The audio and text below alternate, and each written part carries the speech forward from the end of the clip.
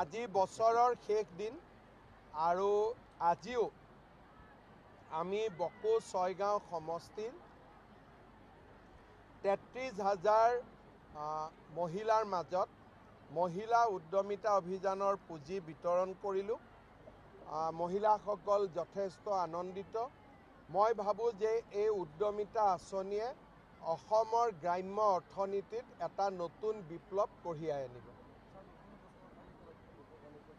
নতুন বছৰ, এইবাৰ বছৰটো ইলেকশ্যনৰ বছৰ, গতিকে নতুন বছৰত এটাই উদ্দেশ্য লক্ষ্য যাতে আকৌ এবাৰ চৰকাৰ হ'ব পাৰে, বিজেপিৰ চৰকাৰ অসমত হ'ব পাৰে।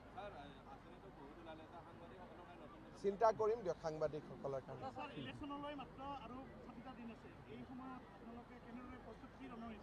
আমাৰ প্ৰস্তুতি সম্পূৰ্ণ। আমাৰ সমান্তৰালভাৱে পাৰ্টিৰ কামো চলি আছে, চৰকাৰৰ কামো চলি আছে, গতিকে আমাৰ কোনো সমস্যা নাই।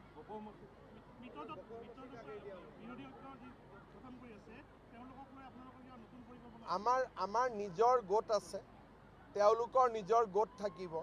আমাৰ গোটত অলৰেডি কোন কোন আছে আপোনালোকে জানেই, আৰু আমি যিসকল আছোঁ আমি শক্তিশালী হৈ আছোঁ, আমাৰ মাজত একতাও আছে, গতিকে আমাৰ কোনো সমস্যা নাই। বকো ছয়গাঁৱত বিজেপিৰ চিম্বলতে পাৰ্টি থাকিব, খালি কোন উঠিব, ব্যক্তিজন কোন হ'ব আমি আলোচনা কৰি ল'ম।